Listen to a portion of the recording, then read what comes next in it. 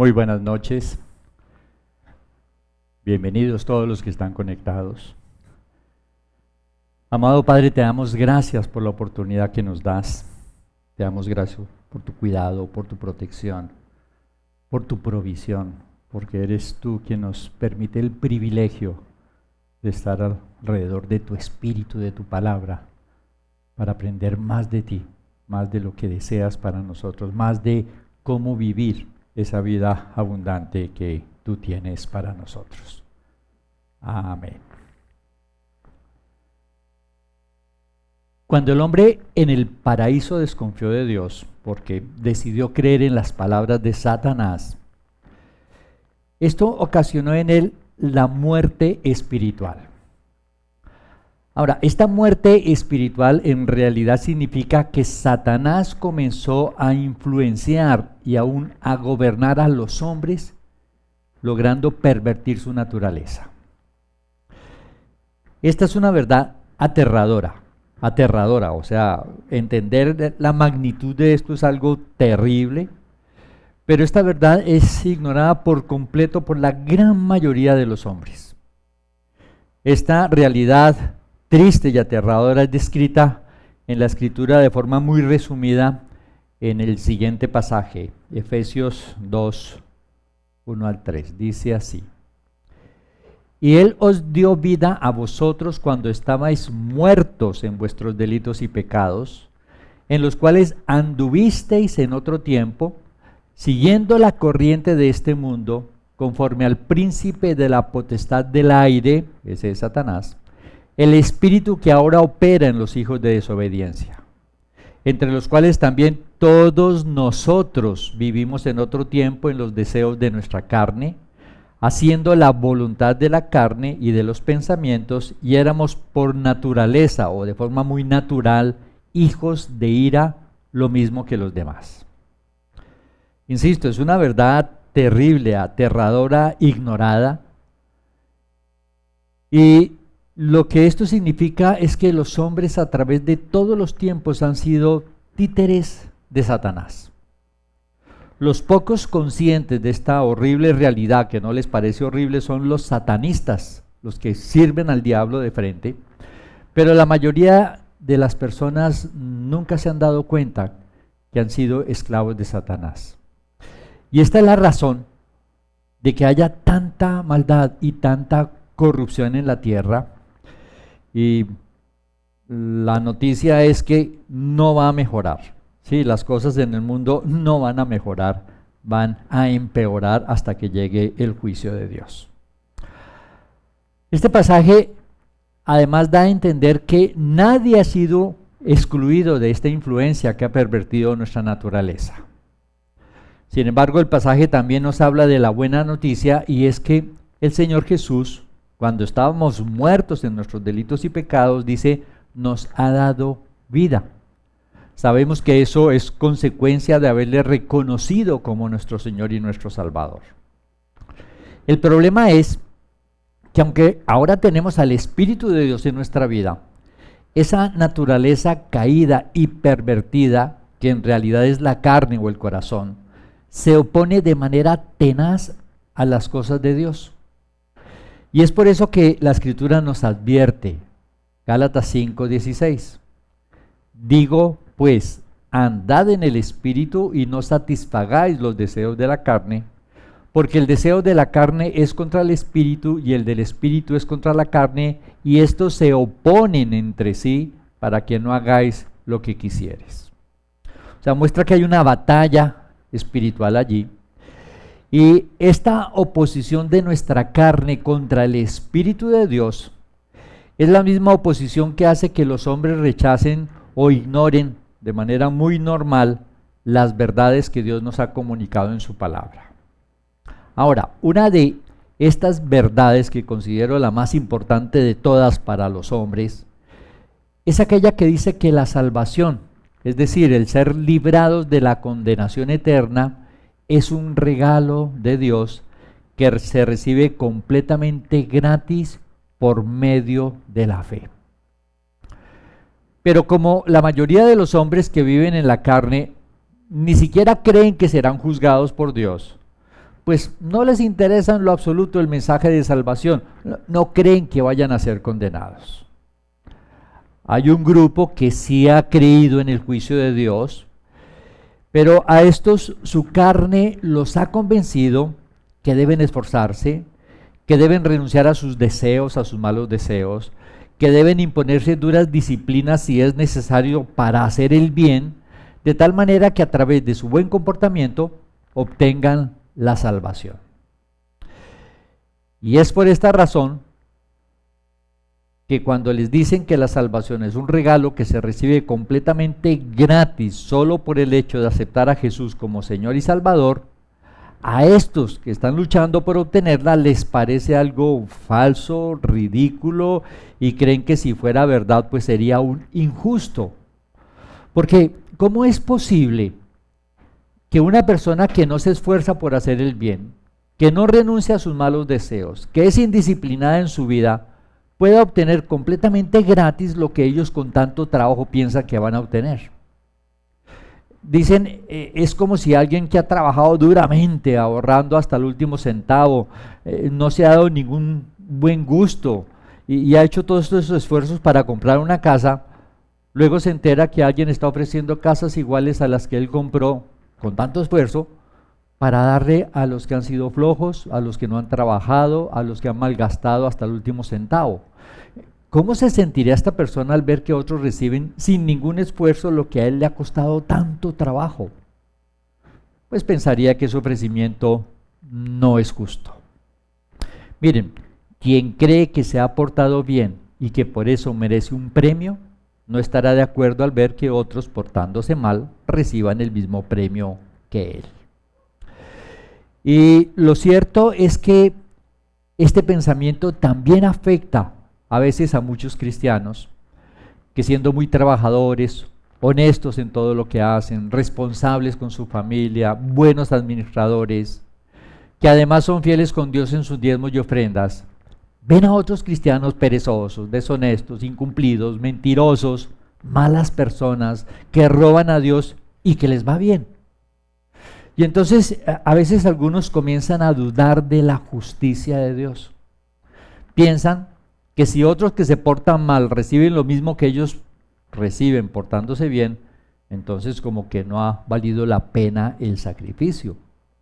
A no ser, también piensan ellos, que Dios coja a estos cristianos sinvergüenzas y les aplique una disciplina bien tenaz para que aprendan a ser correctos. Un segundo argumento de los que creen que por su buen comportamiento merecen la salvación es pensar que si le decimos a la gente que la salvación es un regalo de Dios que se recibe por fe sin importar su comportamiento, esta gente va a recibir el regalo de la salvación y van a continuar o a comenzar a portarse todavía peor de como lo vienen haciendo. Dicen, es como si a un mal estudiante el profesor le asegurara que de todos modos le va a poner una buena nota. Dice, eso según ellos va a producir que sea peor estudiante y que no vea la necesidad de corregir su comportamiento porque como de todos modos va a recibir una buena nota. Es más, hay muchos pastores o creyentes que tienen una idea similar. Uno de ellos, que tiene una iglesia muy grande en Bogotá, que sabe que la salvación es un regalo de Dios que no se puede perder, de todos modos está enseñando en su iglesia que la salvación se puede perder si la gente no cumple con lo que deben hacer. Cuando alguien que comenzó la iglesia con él, pero que ya no está con él, tiene sus razones, le preguntó que por qué había cambiado el mensaje, por qué no decía la verdad, este pastor le contestó, porque si les digo que la salvación es gratis y que no se puede perder, entonces no van a obedecer. Mientras que así, por miedo a perder su salvación, son bien obedientes. Lo tenaz es que el resultado obtenido a través de estas mentiras es que tiene una iglesia muy grande, muy próspera. Sin embargo, ¿qué pienso yo de esto? ¿O qué debemos pensar? Pues pienso que aunque los argumentos de ellos parezcan razonables, y aunque los resultados parezcan darles la razón, no puedo negar que la Escritura dice que la salvación es un regalo que se recibe gratis por medio de la fe. No lo puedo negar. La Escritura dice así, Efesios 2, 8 y 9. Porque por gracia sois salvos por medio de la fe, y esto no de vosotros, pues es un don, un regalo de Dios, no por obras, para que nadie se gloríe.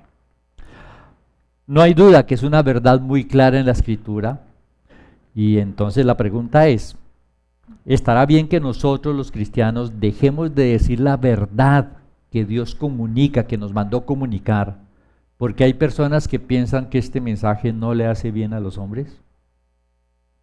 Es decir, si al decir la verdad de Dios, unos la toman como bendición y otros por su mal corazón la toman como maldición para su vida, ¿podemos tomar la decisión de dejar de decir la verdad que Dios nos mandó comunicar? La semana pasada les dije que cada vez que fueran a actuar, a tomar alguna decisión, pensaran en qué haría Jesús en su lugar, porque hacernos esa pregunta nos puede ayudar a entender qué es lo correcto.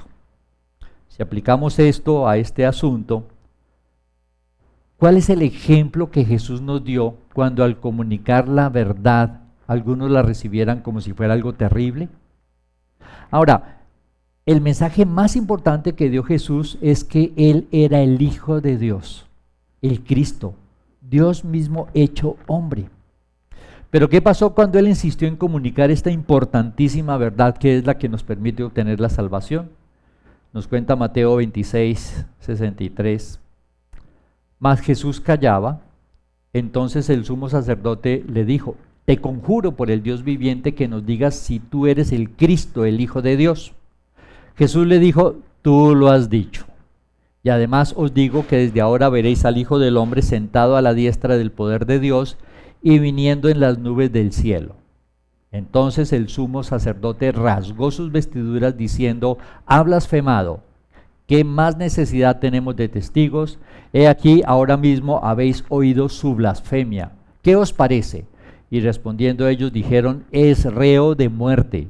Entonces le escupieron en el rostro y le dieron de puñetazos, y otros le abofeteaban diciendo: profetízanos, Cristo, ¿quién es el que te golpeó? Pues bien, no hay duda que el ejemplo que nos da el Señor Jesús es que debemos decir la verdad, así ésta nos lleve a perder lo que perdamos, así ésta nos lleve aún a la muerte. Porque esa verdad que hizo que unos lo mataran es la misma verdad que ha permitido que a través de los tiempos otros muchos, inclusive nosotros, hayamos recibido la salvación. Un tercer error en el que caen muchos de los que confían en la carne es que aunque han terminado aceptando que la salvación es un regalo de Dios, o sea, ya no se puede negar por la claridad con que la Escritura lo enseña, sin embargo, a esto le han añadido la mala enseñanza de que hay que guardar la ley del viejo pacto, porque creen que aquel que no lo hace entonces perderá su salvación. Respecto de esto hay tantas peleas y hay tantos conceptos que hay una discusión interminable entre algunos llamados calvinistas y otros que son los arminianos, dos corrientes doctrinales diferentes, donde unos aseguran que la salvación cuando se ha recibido no se puede perder así el hombre cometa los más horribles pecados, mientras que los otros insisten en que sí se puede perder si los hombres continúan pecando. Pero la verdad que enseña la Escritura es que ambas posiciones son equivocadas. Porque quien realmente ha sido salvo, el Espíritu Santo no le deja practicar el pecado, por lo tanto no podrá perder su salvación por cometer pecados. Y también la Escritura enseña que aquel que dice o que cree que es salvo, si continúa practicando el pecado, esta será una evidencia de que jamás recibió la salvación, por lo tanto no puede perder lo que no ha recibido. Y a propósito de esto, pues mucho cuidado con esto, porque según la Escritura hay muchísimos que están engañados al creer que son salvos, pero que continúan practicando el pecado. Y el problema es que cuando al momento de su muerte descubran que están equivocados y que no irán a la presencia de Dios sino al infierno, será demasiado tarde. Sin embargo, ojo con esto, porque si la salvación no es por obras, no podemos decir que quien se porta bien se salva y el que se porta mal se condena. Al decir eso estaríamos diciendo que la salvación es por obras, y no es cierto que sea por obras. Lo que sí es cierto es que Dios no nos juzgará precisamente por lo que hagamos o dejemos de hacer, sino por la actitud que hay en nuestro corazón frente a Dios. Es decir, hay actitudes que llevan a la condenación y actitudes que llevan a la salvación de la persona. Recuerden, 2 ladrones crucificados junto a Jesús, ambos pecadores, ninguno tuvo tiempo de corregir su comportamiento. Sin embargo, por su actitud, uno se salvó y el otro se condenó. Un cuarto error de los que confían en la carne es que buscan de manera insistente que la gente guarde la ley del viejo pacto u otras leyes que se inventan, porque piensan que al cumplir esas leyes el corazón del hombre va a ser transformado. Pero sin darse cuenta, lo que en realidad están enseñando es que nuestro esfuerzo en la carne va a cambiar nuestro corazón. Y eso es algo que la Escritura enseña que es imposible que suceda. Algunos pueden pensar, si al cumplir las leyes del viejo pacto eso no cambia el corazón, ni nos da vida espiritual, entonces ¿por qué Dios dijo que cumplieran esas leyes? Y la respuesta que nos da la Escritura es la siguiente, Gálatas 3:24. Dice allí, de manera que la ley, se refiere a la ley del viejo pacto, ha sido nuestro ayuda, nuestro ayo para llevarnos a Cristo, a fin de que fuésemos justificados por la fe.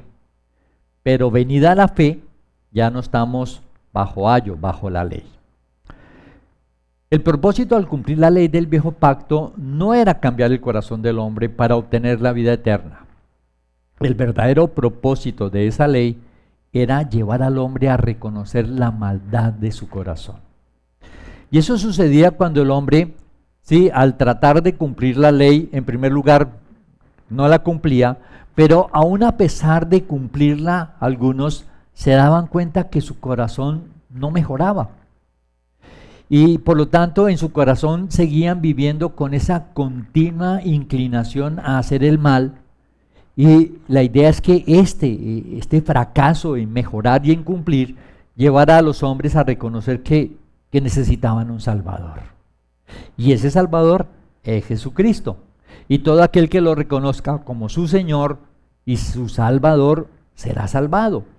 Y esta salvación incluye que obtendrá vida eterna y su corazón será transformado. Pero ese cambio en realidad no viene por la obediencia. Lo que nos cambia es el conocimiento de Dios.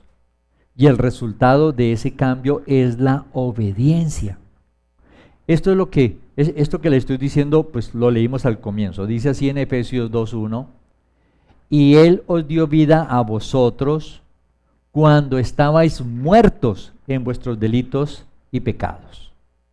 Fíjense que no dice que Él nos dio vida porque corregimos nuestro comportamiento y estábamos obedeciendo sus leyes y entonces nos dio vida. No, dice todo lo contrario. Lo que dice es que nos dio vida cuando estábamos muertos, atascados en los delitos y pecados que cometíamos. Y esa vida que el Señor Jesús nos ha dado, que es la que nos permite obedecerle, es algo imposible de conseguir aún cumpliendo con la ley del viejo pacto. Esa vida que hemos recibido que nos permite obedecer es imposible de conseguir aún cumpliendo con las leyes del viejo pacto. Lo dice muy claro su palabra, Gálatas 3:21. Luego, la ley es contraria a las promesas de Dios en ninguna manera, porque si la ley dada pudiera vivificar, la justicia fuera verdaderamente por la ley. Ahora, cuando dice que el cumplimiento de la ley no puede darnos vida ni salvarnos, es porque si no hemos recibido la vida, estamos muertos espiritualmente. Y la obediencia de un muerto espiritual no agrada a Dios, ni tampoco puede producir buenos resultados. Mire, la obediencia de un muerto es igual a la obediencia en la carne, que es la clase de obediencia que practican algunos hombres para ser vistos de los hombres. Y vimos con claridad que la Escritura enseña que quienes tienen esta clase de obediencia no recibirán absolutamente nada de Dios. Así es de que lo único que puede dar vida espiritual y cambiar el corazón del hombre es la presencia de Jesucristo en la vida de una persona. Es lo único que puede transformarnos. Y es por esto que muchos deben tener mucho, pero mucho cuidado, porque a veces encontramos a muchos que dicen que Jesucristo está en su vida, pero su corazón y su comportamiento no ha cambiado. Y entonces la pregunta que nos podemos hacer en estos casos es, ¿será que el Dios Todopoderoso está en el corazón de esta persona y no ha podido cambiarlo? ¿Sí será eso posible? ¿No será más bien que esta persona está engañada pensando que tiene a Cristo y Cristo no está en esta vida? Y esto mismo que acabo de decir lo dice la Escritura de la siguiente manera, Romanos 8:9. Mas vosotros no vivís según la carne, sino según el Espíritu, si es que el Espíritu de Dios mora en vosotros. Y si alguno no tiene el Espíritu de Cristo, no es de él. Muy claro, ¿verdad? Si alguien que dice ser creyente continúa viviendo en la carne y no en el Espíritu, dice, es porque no ha obtenido la salvación. Y esa salvación, según lo que estamos viendo, no es posible conseguirla a través de la obediencia a la ley. A lo máximo que podemos llegar cumpliendo la ley es a cambiar el comportamiento externo, lo que la gente va a ver, porque el corazón del hombre solo puede ser cambiado por la presencia de Jesucristo en su vida. Y esa es una de las razones por las cuales los cristianos no estamos sujetos a la ley del viejo pacto, porque aun si la cumpliéramos, eso no nos ayudaría a mejorar nuestra vida espiritual. Ahora, esta verdad debería ser fácil de entender, sobre todo cuando Dios ha demostrado ampliamente que la ley del viejo pacto que fue dada al pueblo de Israel para cumplirla, no sirvió para acercarlos a Dios. Todo lo contrario, cuando vino el Señor Jesucristo, ¿qué hicieron? Lo crucificaron, escudados en la ley. También podemos ver, por ejemplo, al apóstol Pablo, el cual manifestaba que era un hombre irreprensible respecto del cumplimiento de la ley. O sea, él cumplía todo lo que la ley decía que había que cumplir. Pero ¿qué pasó cuando aparecieron los cristianos? Comenzó a perseguirlos para matarlos. O sea, podemos ver evidencias bíblicas de cómo los que cumplían la ley o decían cumplir la ley se convertían en enemigos de Dios. Ahora, si eso no es una clara evidencia de que la ley no cambia el corazón, ¿qué necesitamos entonces para entenderlo? Y eso que cuando pensamos en la ley, estaban obligados al cumplimiento de la ley bajo pena de muerte. Había 22 pecados capitales, es decir, pecados que si la gente los cometía, los llevaba a la muerte por apedreamiento y algunos debían ser quemados en la hoguera. Y sin embargo, a pesar de todo esto, sí, esto no los acercó a Dios. Pero a pesar de la claridad con que la Escritura enseña esto, los que viven en la carne insisten en vivir cumpliendo con esas leyes del viejo pacto. Y peor aún, al igual que el pueblo de Israel, se inventan otra gran cantidad de normas que quieren que la gente cumpla, pensando que eso los va a ayudar espiritualmente, lo cual pues obviamente es completamente falso. Mire, conozco familias donde los padres han sido muy exigentes con la lectura de la Biblia, obligando a los hijos, con los devocionales, con el culto familiar y con una serie de prohibiciones que consideran buenas para la vida espiritual. Pero el resultado de muchas de estas familias es que los hijos o son terriblemente rebeldes, o terriblemente hipócritas y mentirosos, pues tienen convencidos a los papás de que son unos santos y nada que ver. Ahora, esta clase de personas que no ha entendido que la clave es recibir vida espiritual y comprender el amor de Dios, insisten en inventarse e imponer una cantidad de reglas a los demás, pensando que eso los va a mejorar. Y entonces enseñan cosas como que si usted nunca mira a las mujeres, con el tiempo va a dejar de sentir la lascivia que siente al mirarlas. O si nunca mira una botella de trago, con el tiempo se le van a quitar las ganas de beber. Y si no mira los cigarrillos, se le quitarán las ganas de fumar. O si deja de mirar ciertos alimentos, pues luego ya no tendrá ganas de comerlos. O si deja de mirar a los ricos, pues bueno, se va a aguantar siendo pobre, se le quitarán las ganas de ser rico. Pero, ¿qué nos dice la Escritura respecto de todas estas normas que se inventan estos que creen en la carne y que están en algunas iglesias? ¿Qué nos dice la Escritura? En Colosenses 2:20 podemos leer: ¿Por qué como si vivierais en el mundo os sometéis a preceptos tales como no manejes, ni gustes, ni aun toques, en conformidad a mandamientos y doctrinas de hombres, cosas que todas se destruyen con el uso?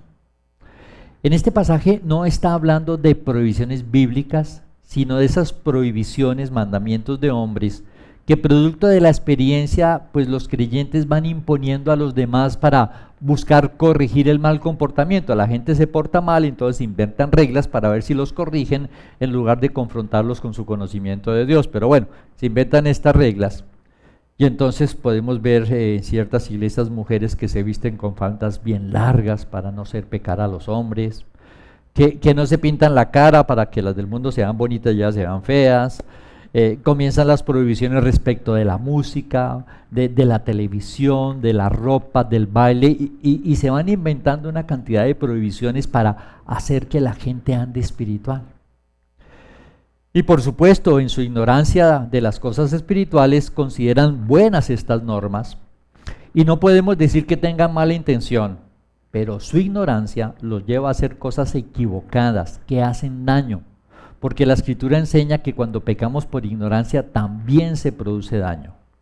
Y por eso el pasaje continúa diciendo acerca de estas normas, continúa diciendo, versículo 23, tales cosas tienen a la verdad cierta reputación de sabiduría en culto voluntario, en humildad y en duro trato al cuerpo. O sea, se reconoce que son buenas reglas, dice, pero no tienen valor alguno contra los apetitos de la carne. Nuevamente, el mismo principio supremamente importante.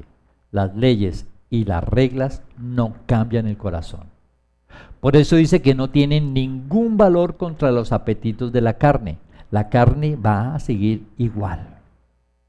Pero por ignorar esta importantísima verdad, encontramos cristianos imponiendo reglas a los hijos y a todo el mundo, y lo único que podrían lograr es cambiar el comportamiento externo de los hombres, pero no su corazón. Entonces por fuera se portarán muy bien, como si fueran santos, pero seguirán teniendo los mismos malos deseos en su carne, en su corazón.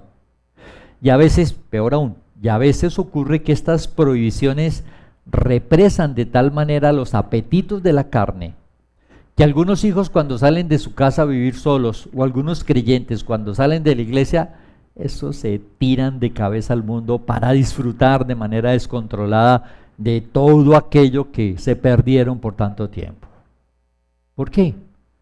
Porque la Escritura dice, Proverbios 4:23, sobre toda cosa guardada, guarda tu corazón, porque de él mana la vida. Las leyes, las normas, las prohibiciones no cambian el corazón. Lo único que puede cambiar el corazón es obtener vida espiritual y conocer el amor de Dios. Yo creo que a muchos les ha pasado que se están relacionando con alguien y esta persona se porta muy amable durante mucho tiempo, pero de golpe ocurre algo Y esa persona explota con una furia, con una amargura, con un resentimiento, que uno queda como extrañado diciendo, oiga, pero ¿qué pasó aquí? No es que era mi amigo, no es que era mi amiga. Y a veces pasa en las iglesias, podemos pensar que tenemos personas muy, pero muy fieles, y pensamos eso por su comportamiento, pero sucede algo. Y eso hace que esta persona saque todo lo que ve en su corazón, convirtiéndose en nuestro peor enemigo. ¿Por qué? Porque la obediencia por sí misma no puede cambiar el corazón. Lo que cambia el corazón es obtener vida espiritual y conocer el amor de Dios. Más aún, déjeme decirle algo que a veces he percibido. Porque a veces he visto algunos que cumplen con todas esas normas y que quieren obligar a los demás a que las cumplan. Pero lo que en realidad hay en su corazón es envidia. Es decir, quisieran hacer lo que otros están haciendo y por eso los obligan a que no lo hagan. Casi como para que sufran tanto como estamos sufriendo por no poder hacer lo que queremos. Ciertamente, he conocido jóvenes de iglesias que critican duramente a los jóvenes que bailan, pero ellos quisieran bailar, y a escondidas bailan hasta mejor. Otros critican duramente a aquellos cristianos que de vez en cuando se toman uno que otro trago, pero ellos anhelan hacerlo. Critican la forma de vestirse de otros, pero quisieran vestirse así como aquellas personas a las cuales critican. Y esa es otra evidencia de cómo cumplir con esas normas por duras, exageradas que sean, eso no cambia el corazón. Es más, el Señor Jesús dijo que esta gente es hipócrita, porque queriendo aparecer como santos, su corazón se ha pervertido más. Y aún se han vuelto expertos y muy duros en juzgar el pecado de los demás, ignorando por completo no solo la historia de cada persona, sino ignorando lo que hay en el corazón de la persona. Y para que no caigamos en el mismo error de estas personas, el Señor en su palabra nos dice, en 1 Corintios 4:5, así que no juzguéis nada antes de tiempo, hasta que venga el Señor, el cual aclarará también lo oculto de las tinieblas, ojo, y manifestará las intenciones de los corazones, y entonces cada uno recibirá su alabanza de Dios. Eso quiere decir que todos, aunque no estén ni tomando, ni bailando, ni vistiéndose de cierta forma, ni viendo televisión, etc., todos serán juzgados por lo que hay en su corazón. Y cuando dice que no juzguemos antes de tiempo es porque por las apariencias podemos ser engañados. Podemos confundirnos porque vemos la obediencia de algunos cuando en realidad no sabemos si lo están haciendo por y para el Señor, o si están obedeciendo en la carne para agradar a los hombres o para buscar algún tipo de ganancia. Además, la Escritura nos habla de mucha gente que hace milagros, predica de Cristo, echa demonios, pero que van a terminar en el infierno. ¿Por qué? Por su actitud de rebeldía contra el Señor que hay en su corazón. Además de todo esto, si esas normas no cambian nuestro corazón, cuando las guardemos todas al pie de la letra, el resultado va a ser un resultado muy aburrido, horrible. ¿Por qué? Porque por fuera nos veremos buenos, pero por dentro nos la pasaremos toda la vida negándonos a hacer lo que de corazón deseamos hacer. ¿Y por qué no lo hacemos? Porque tenemos ganas, pero Dios lo prohíbe. O sea, es igual a decir que viviremos toda la vida sujetos a leyes que nos desagradan, que sentimos que nos hacen perder, y con ganas de hacer todo lo contrario. Y entonces la pregunta es, ¿creen ustedes que esa sea la vida abundante, llena de gozo y paz que Dios ofreció? Por supuesto que no. Ese no es el ofrecimiento que Dios nos ha hecho. Lo que realmente ha prometido es cambiar nuestro corazón para que con un corazón completamente nuevo y transformado vivamos dichosos haciendo la voluntad de Dios. Porque el resultado de entender el amor de Dios será que nos permitirá aceptar la voluntad de Dios cualquiera que sea, pero no con resignación, sino con contentamiento, es decir, felices. ¿Por qué? Pues porque su palabra dice que su voluntad es agradable y perfecta. Romanos 12:2. No os conforméis a este siglo, sino transformaos por medio de la renovación de vuestro entendimiento, para que comprobéis, comprobar cuál sea la buena voluntad de Dios, agradable y perfecta. Eso quiere decir que si pensamos o deseamos tomar cierto camino y en determinado momento Dios nos dice que no es por ahí, si andamos en el Espíritu y no en la carne, gozosos aceptaremos que no sea por ese camino, porque entenderemos que la voluntad de Dios es buena, agradable y perfecta. Si andamos en la carne, no lo vamos a aceptar con facilidad. Es más, no lo aceptaremos, ¿sí? Miren, ojalá nunca olvidemos que la circuncisión, guardar el sábado, apedrear a los pecadores, abstenerse de cierto tipo de alimentos, la prohibición de casarse, cabellos cortos en los hombres, cabellos largos en las mujeres, faldas largas, sí, de escotes arriba, solo cierto tipo de música, solo cierto tipo de televisión, etcétera. Todas estas cosas son las herramientas con las cuales algunos pretenden reemplazar la obra del Espíritu Santo, en el cual no están creyendo aunque digan que sí. Y eso pues es grave. Toda la vida, aun los que no hemos sido religiosos, hemos vivido en la carne. Y lo que necesitamos no es reforzar las exigencias de la carne con viejas o nuevas normas. Lo que necesitamos es hacer la transición a la vida en el Espíritu. ¿Recuerdan que leímos la semana pasada, Romanos 8:2? Porque la ley del Espíritu de vida en Cristo Jesús me ha librado de la ley del pecado y de la muerte. Solo la ley de la vida en Cristo Jesús, es decir, solo la vida en el Espíritu, me puede librar de la ley del pecado y de la muerte. Pero cuando una persona no logra reconocer lo profundo de su maldad, intentará hacer muchas cosas a través del cumplimiento de leyes, normas, disciplinas, y de cualquier cosa que le ayude a sentirse bueno o poderoso o en la carne o mejor que los demás. Pero si logra cumplir con todo lo propuesto, insisto, solo logrará un cambio exterior. Su corazón seguirá siendo igual. Ahora, parte de lo que hace muy difícil para algunos hombres reconocer su maldad, es decir, su incapacidad, la incapacidad de su carne para ser santos, es que están acostumbrados a evaluarse con las normas del mundo. No entienden que las normas del mundo han sido creadas para ayudar a que los hombres, siendo malos, se crean buenos. Ese es el fin de las normas del mundo, que los hombres malos se crean buenos.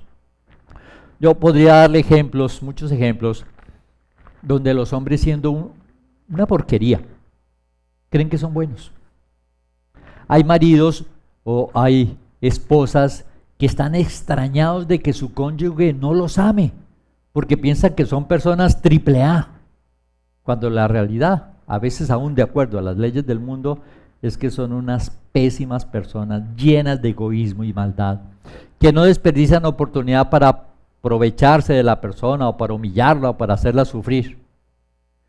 Y portándose así, se extrañan de que no los aprecien y no los aman. Yo me extraño de que no los hayan envenenado, más bien. La realidad de quiénes somos los seres humanos, de quién son los seres humanos que no han conocido a Dios, es la siguiente. Romanos 3:10. Como está escrito, no hay justo ni aun uno. No hay quien entienda. No hay quien busque a Dios. Todos se desviaron, a una se hicieron inútiles. No hay quien haga lo bueno, no hay ni siquiera uno. Sepulcro abierto es su garganta, con su lengua engañan, veneno de áspides hay debajo de sus labios, su boca está llena de maldición y amargura, y continúa, y continúa. Todos los seres humanos que no han conocido a Dios son eso.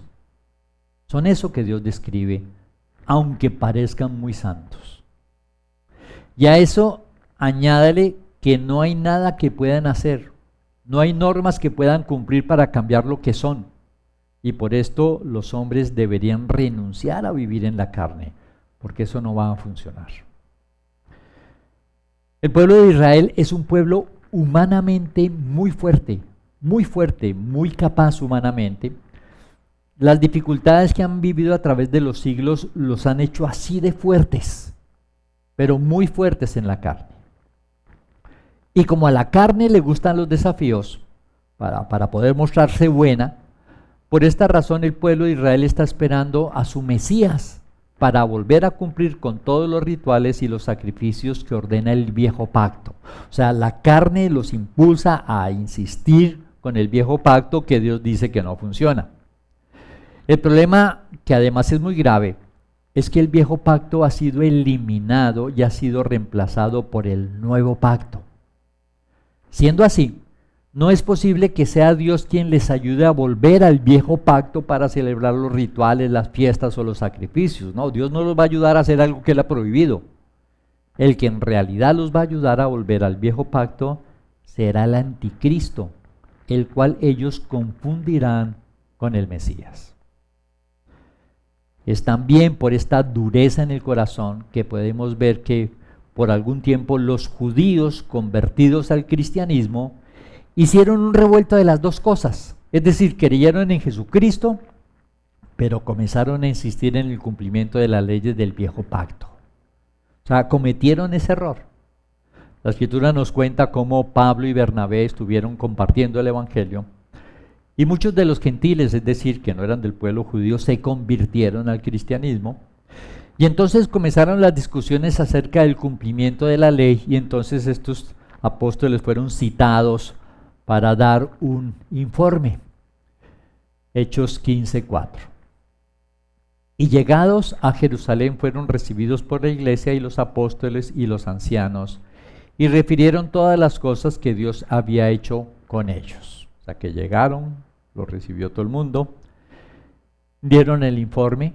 Dice, pero algunos de la secta de los fariseos que habían creído, o sea, ya eran creyentes en Jesús, se levantaron diciendo, es necesario circuncidarlos y mandarles que guarden la ley de Moisés.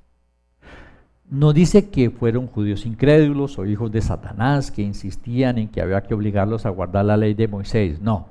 Dice que eran fariseos que habían creído en Jesucristo, pero que pensaban que era importantísimo por el bienestar de los convertidos y por otras muchas razones que debían guardar la ley de Moisés comenzando con la circuncisión. Allí está el primer gran error.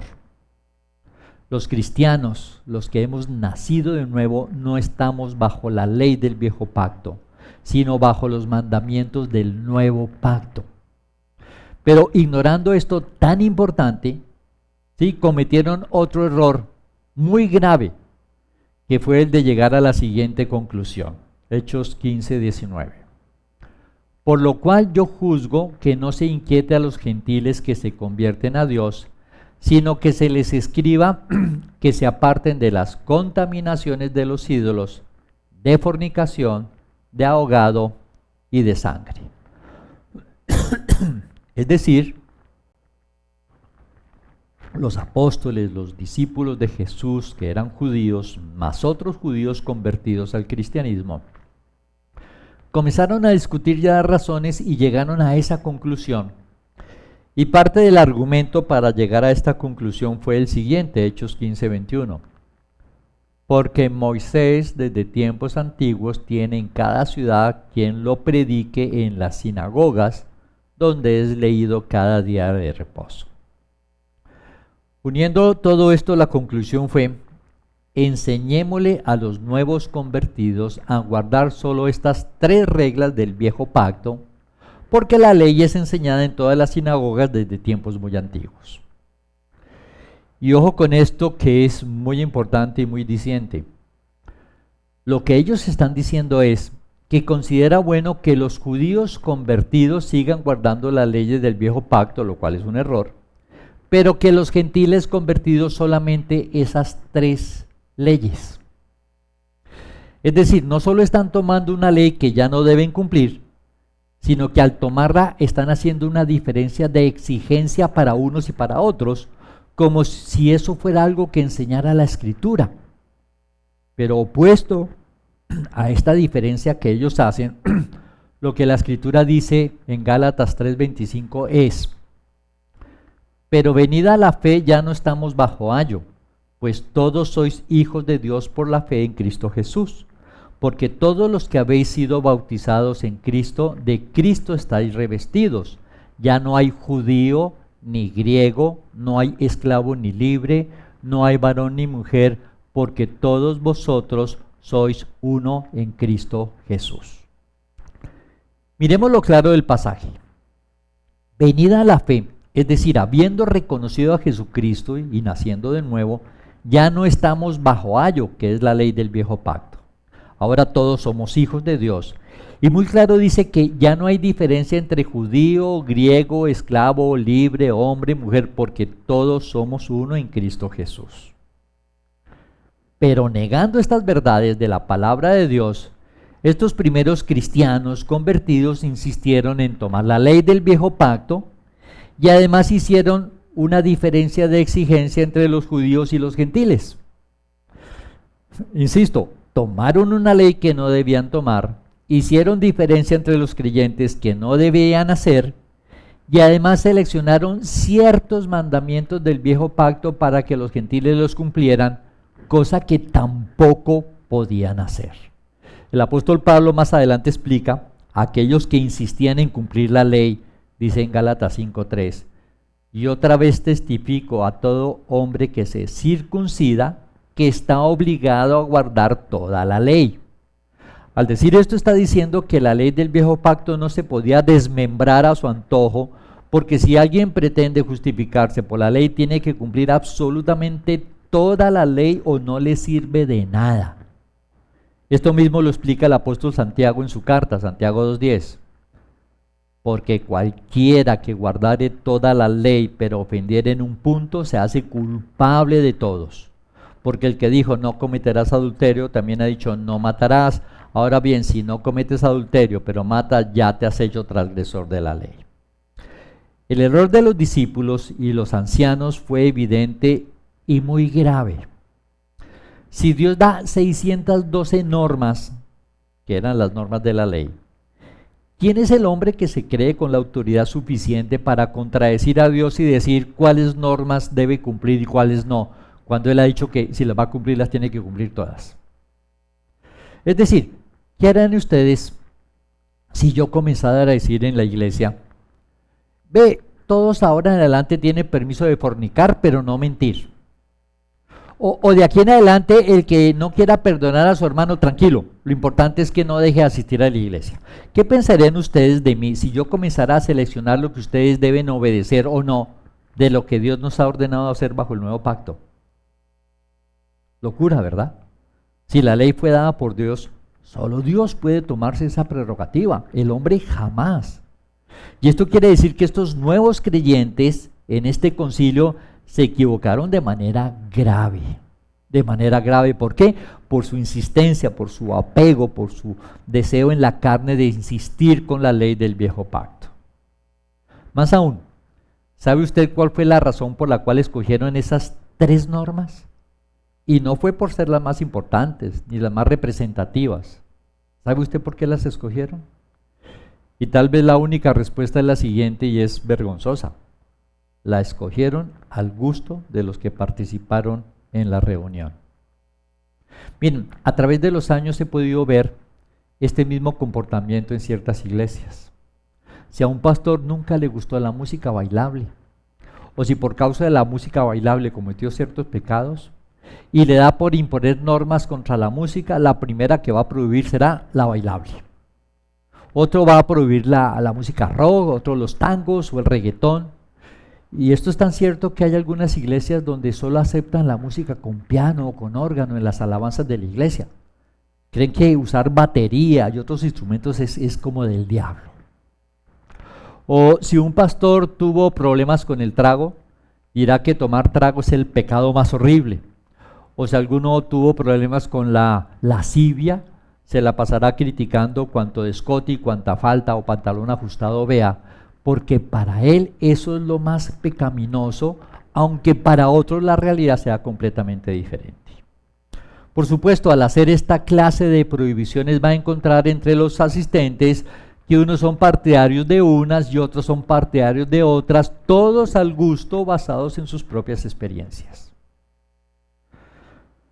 Lo cierto es que estas prohibiciones que escogieron en aquel tiempo, cuando pasó el tiempo, cuando entendieron mejor el Evangelio y cuando se escribieron las cartas doctrinales que fueron escritas, entre otras razones, para corregir algunas cosas que estaban haciendo y enseñando mal, cuando estas cartas se escribieron, estas prohibiciones que impusieron en este concilio para los gentiles, desaparecieron.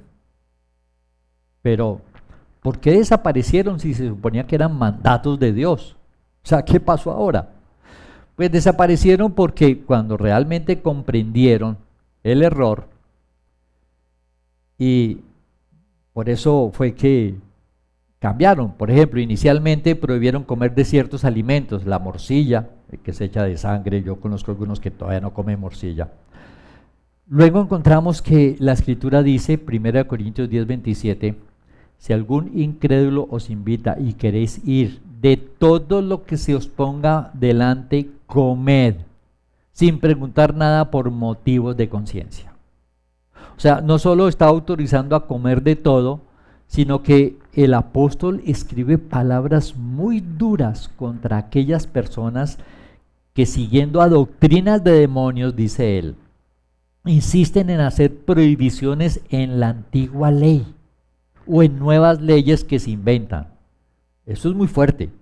Esto pienso que es muy, muy fuerte para los que insisten en cumplir las leyes del viejo pacto o celebrar las fiestas y todas estas cosas, porque dice así, 1 Timoteo 4, pero el Espíritu dice claramente que en los postreros tiempos algunos apostatarán de la fe, escuchando a espíritus engañadores y a doctrinas de demonios, por la hipocresía de mentirosos que, teniendo cauterizada la conciencia, prohibirán casarse y mandarán abstenerse de alimentos que Dios creó para que con acción de gracias participaran de ellos los creyentes y los que han conocido la verdad. Porque todo lo que Dios creó es bueno y nada es de desecharse si se toma con acción de gracia. ¿Verdad? Dice que estas personas que hacen estas prohibiciones están escuchando a espíritus y a demonios. Y que los escuchan porque tienen la conciencia cauterizada y por esta razón no han podido entender la verdad de Dios. En la ley había una cantidad de prohibiciones respecto de ciertos alimentos. Y lo que el apóstol está diciendo es que algunas de estas personas insisten en escuchar a demonios y en querer imponer esas reglas del viejo pacto. Respecto de la fornicación a la que se referían no es la que entendemos como fornicación, sino que en aquella época los gentiles hacían matrimonios entre parientes de cierto grado de consanguinidad, que era costumbre entre ellos, pero entre los judíos no. Entonces a los judíos les parecía eso que era una terrible fornicación. Sin embargo, en las cartas doctrinales no se menciona el asunto, simplemente en este pasaje dice prohibirán casarse, pues refiriéndose a aquellas cosas que estaban haciendo. Ahora, de todo esto debemos aprender que lo que nosotros realmente necesitamos es aprender a vivir la vida en el poder del Espíritu Santo.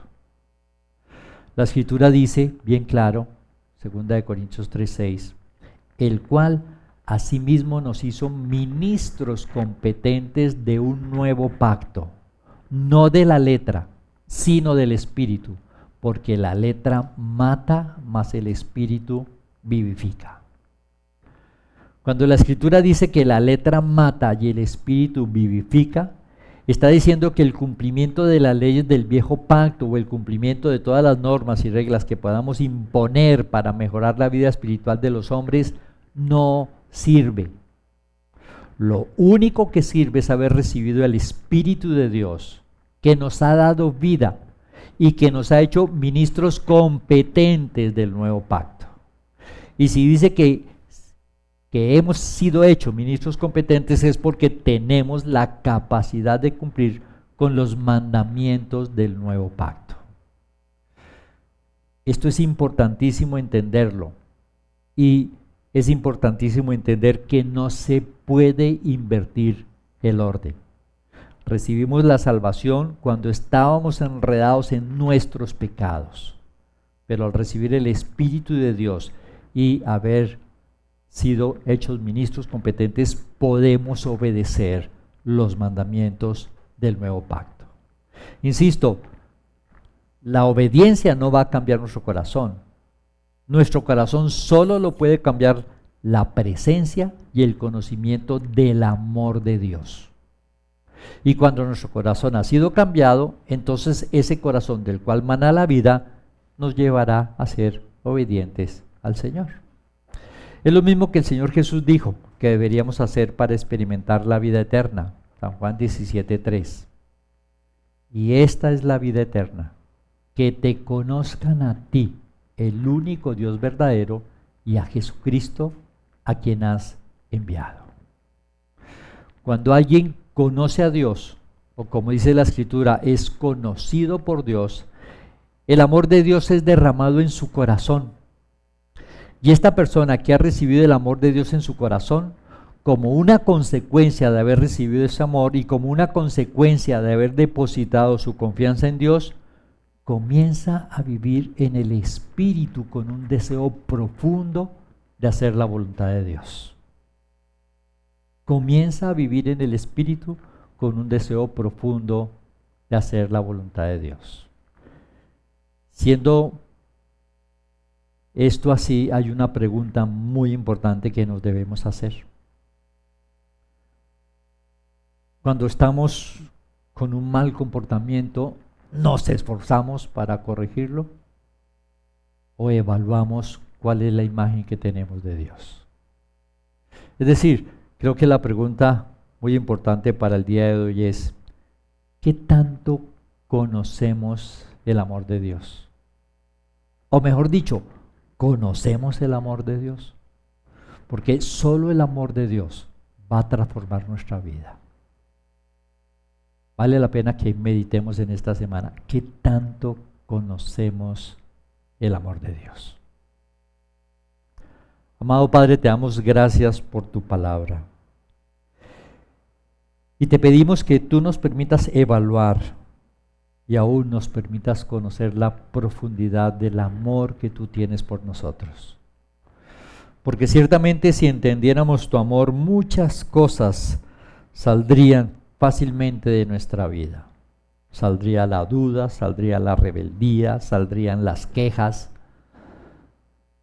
saldrían los deseos de los malos caminos, y solamente habría en nuestro corazón un deseo genuino de hacer todo lo que tú quieras que nosotros hagamos, porque el convencimiento del amor tan grande tuyo por nosotros nos llevaría a eso, a seguirte, Señor, en cada momento, con la mejor actitud, con la mayor disposición, porque ¿cómo no seguirte a ti? Un Dios que ha demostrado su amor, que cuando éramos pecadores entregaste tu vida por nosotros. ¿Cómo ahora, después de habernos recibido, podemos dudar de tu amor y de las buenas intenciones que tienes para cada uno de nosotros? Señor, te pedimos que aclares nuestra mente, que hables a nuestro corazón y que nos permitas entender esta verdad tan importante, que nos permitas entender la magnitud de tu amor por nosotros, porque eso es lo que necesitamos. No reglas, no exigencias, no presión, no amenazas. Lo que necesitamos para cambiar es el conocimiento de tu precioso amor por cada uno de nosotros. Sigamos orando.